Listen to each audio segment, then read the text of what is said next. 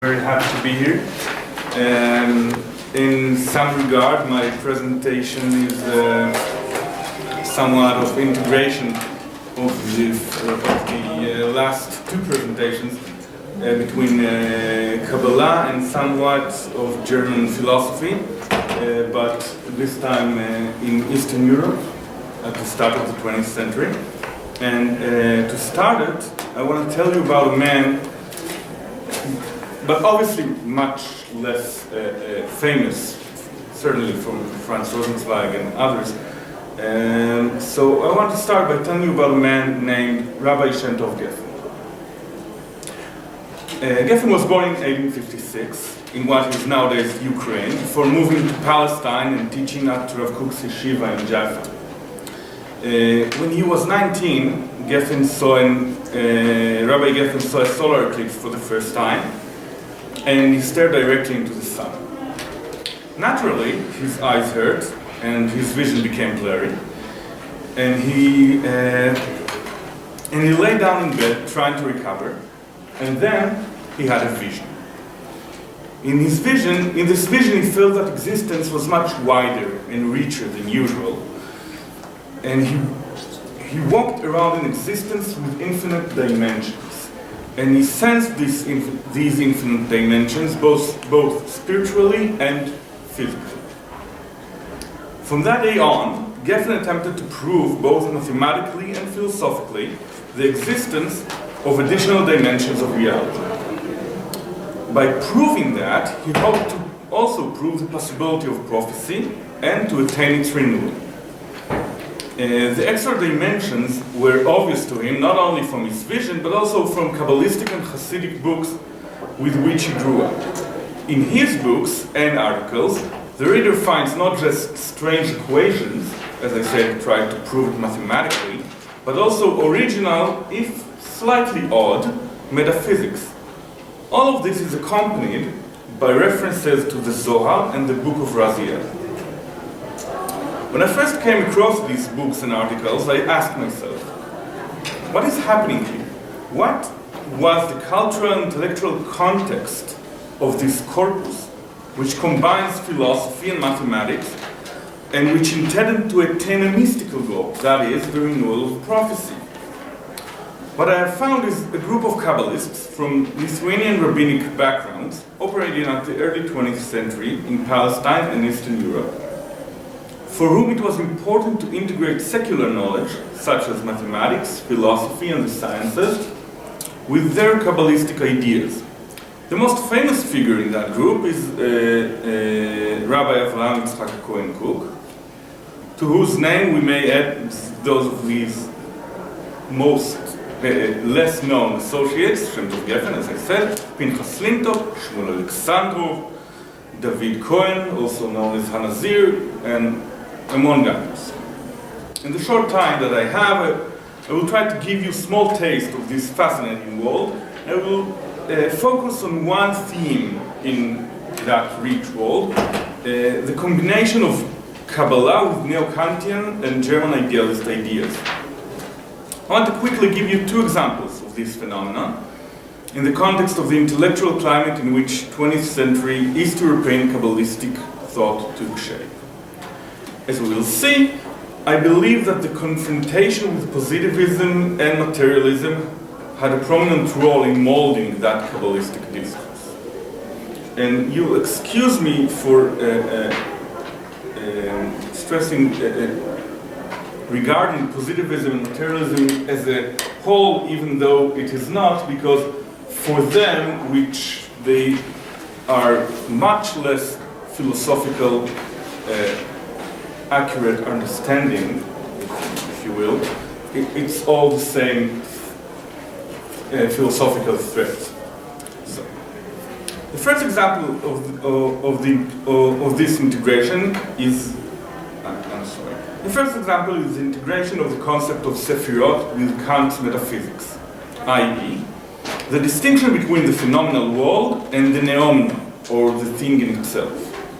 Perhaps we should not be surprised that Kabbalists were attracted to this type of thinking by virtue of the fact that it leaves a world full of mystery beyond the bonds of human intellectual perception.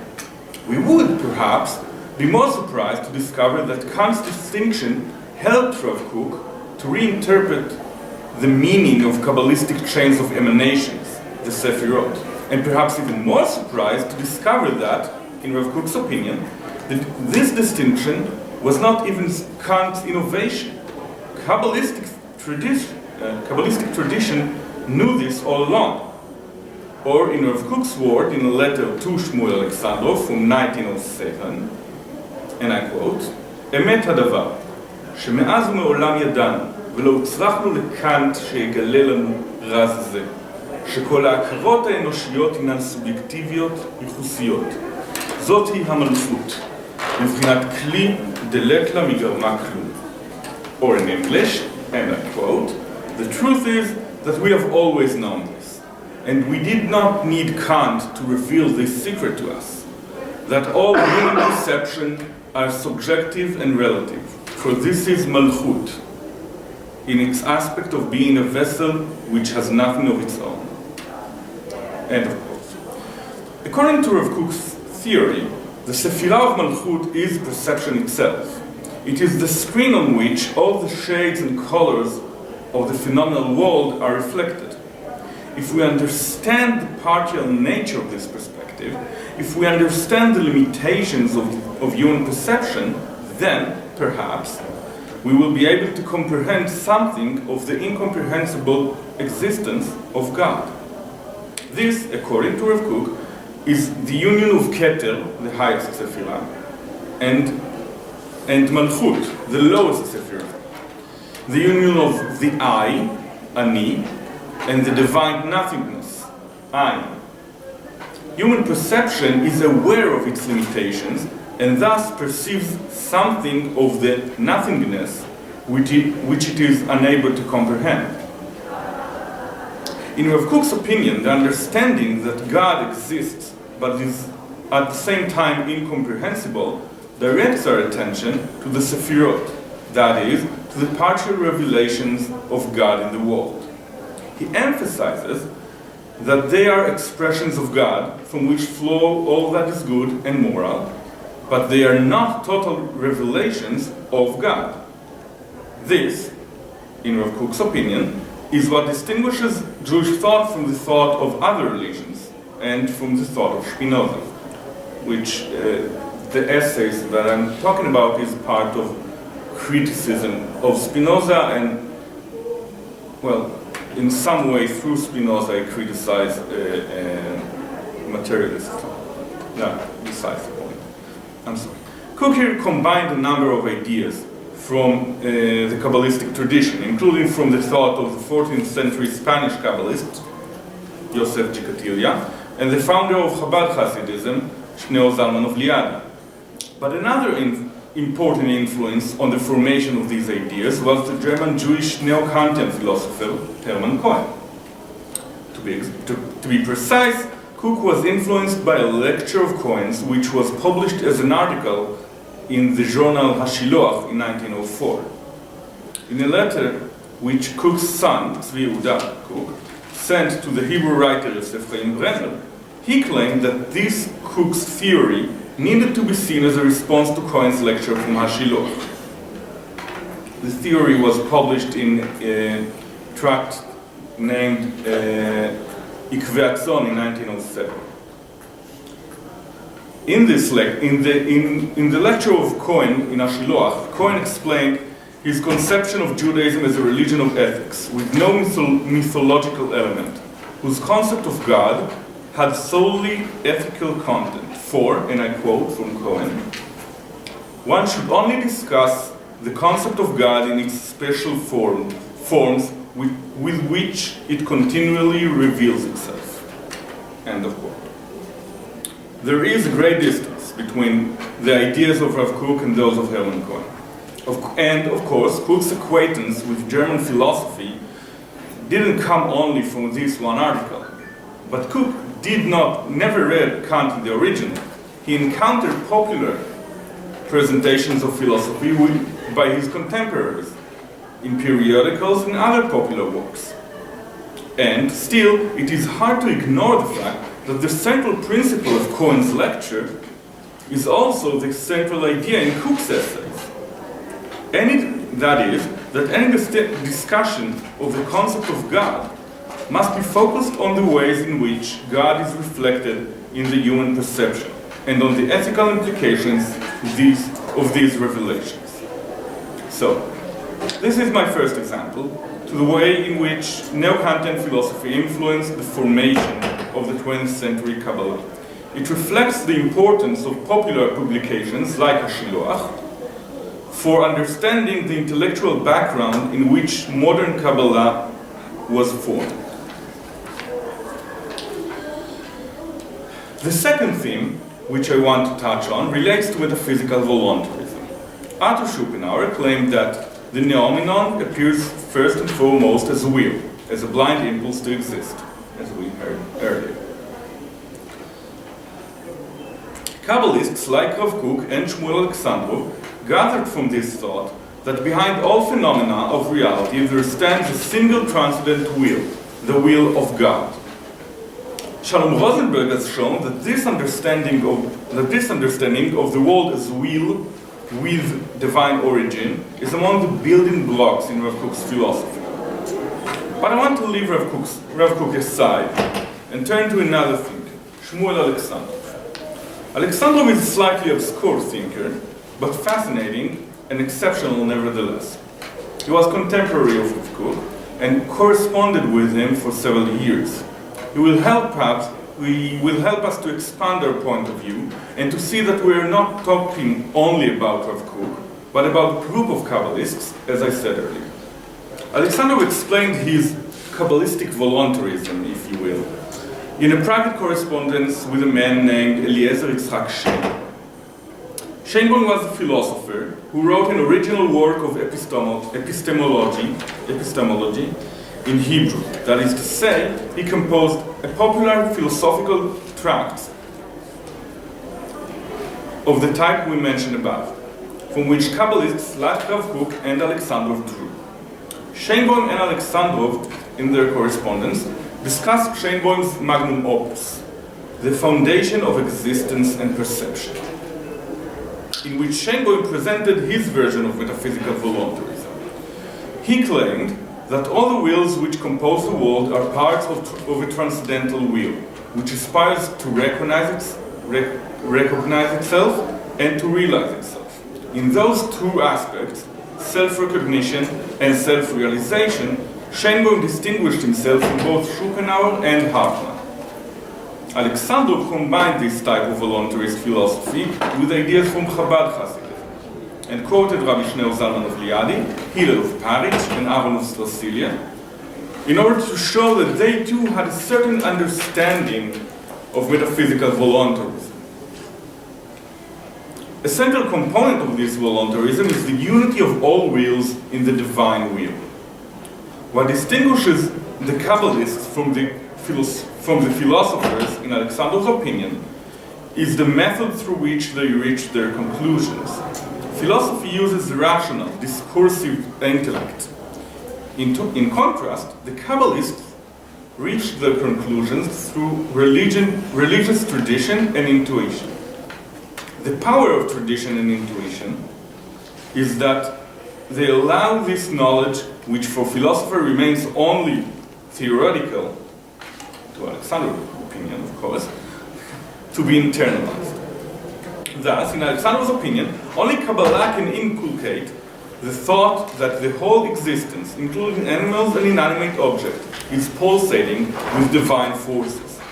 Even the inanimate is in many senses alive, desirous, and divine. But why is this important? Why is it important for Alexandrov to live in a world which even objects desire and know, in which the inanimate has a divine quality? Well, for similar reasons to Sheinbaum, to answer the challenge of positivism and materialism. At the beginning of the 20th century, positivist discourse was at the height of its power. It described a secular, mechanic world, empty of heavenly forces and metaphysical entities. as we will soon be able to read in Eli Stern's book, named Jewish Materialism, materialist discourse was gaining great popularity in this period, not only in Yiddish and Russian Jewish intelligentsia, but also in the Hebrew intelligentsia in Eastern Europe as well. Metaphysical voluntarism, translated into Kabbalistic voluntarism, helped Alexandrov cope with this threat by filling the ontological void left by materialism with divine forces moving us. Only, in Alexandrov's opinion, only with Kabbalah tradition and intuition, one can fight the cold rationalistic discourse logic of materialism. Only with Kabbalistic internalization, one can see the divine vitality of the physical world. In conclusion, I presented to you the way in which philosophical ideas influenced the formation of Kabbalistic thought in Eastern Europe in the 20th century. I claim that we're not talking merely about one thinker or another, but about the trend of Kabbalists with Lithuanian rabbinic background. I claim that in order to analyze this influence, one needs to examine the cultural climate in which these Kabbalists functioned. The popular philosophical compositions which they used have, more often than not, yet to receive scholarly attention, like Shengon's books and others. One also needs to examine the intellectual motivations of this cultural climate, motivations which were often shared by Kabbalists and other intellectuals of the time. In our case, I tried to show how materialist and positivist discourses drove Kabbalists to become interested in ideas like metaphysical voluntarism, which were formed in opposition to materialist discourse. If you will, this is also what drove Shentov Geffen to pursue a philosophical and mathematical proof of the existence of additional dimensions of existence. Dimensions which exceeded the bounds of rational and scientific perception. Thank you very much.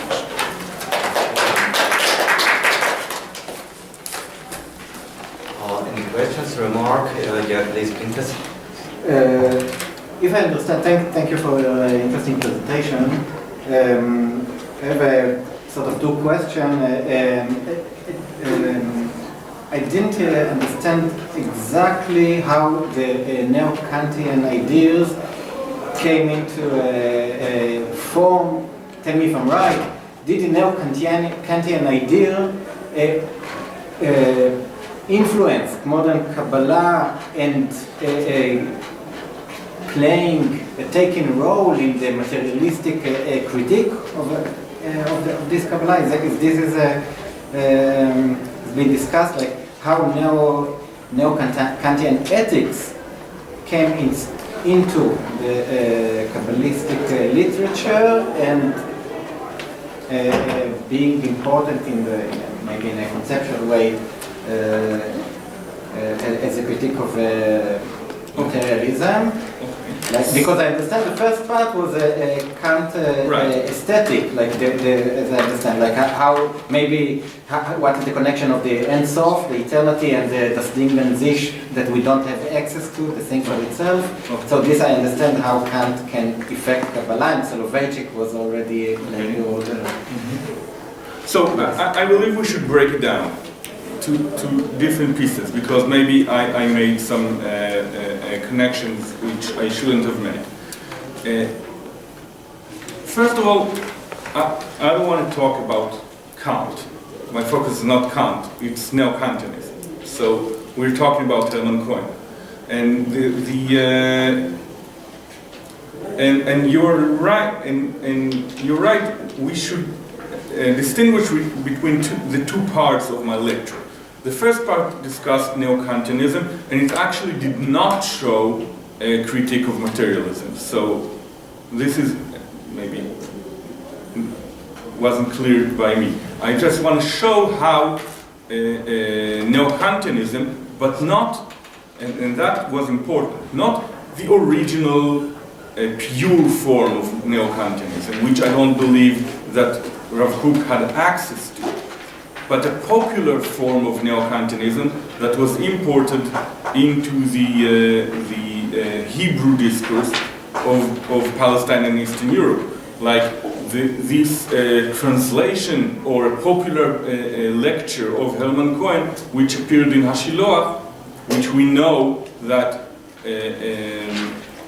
was on Rav Kook's mind when he wrote his essays, which I discussed. But you said those lectures are from 1904. So they Published in belong to the Mahu. Published in 1904. Yes, so they are before the Berlin times of Cohen, before the concept of religion. So they refer directly to the Neo-Kantian times in that time. Yes, Yeah. yes, but I don't think that if you ask Rav Kook, even in the 1930s, and you ask him about the different times of Hermann Cohen's thought, I don't think you will know what you're talking about. Okay, but in 1904, Yes. Religion of Islam was not written yet, yeah? Right. So I'm talking. That's part of what I tried to say. If we want to understand how Neo-Kantianism or Hermann Cohen or any philosophical terms influenced people like Rav Kook, like Alexander, like Shemtov Geffen, etc., we should search a popular manifestations of the philosophy and not go necessarily to the German original work, which none of them or most of them did not read. And the second part of what I said doesn't discuss Neo-Kantianism, but rather German idealism, and German idealism usually went through a Russian interpretation, mainly religious, Christian Orthodox Russian interpretation, and then it was manifested as the critic of materialism.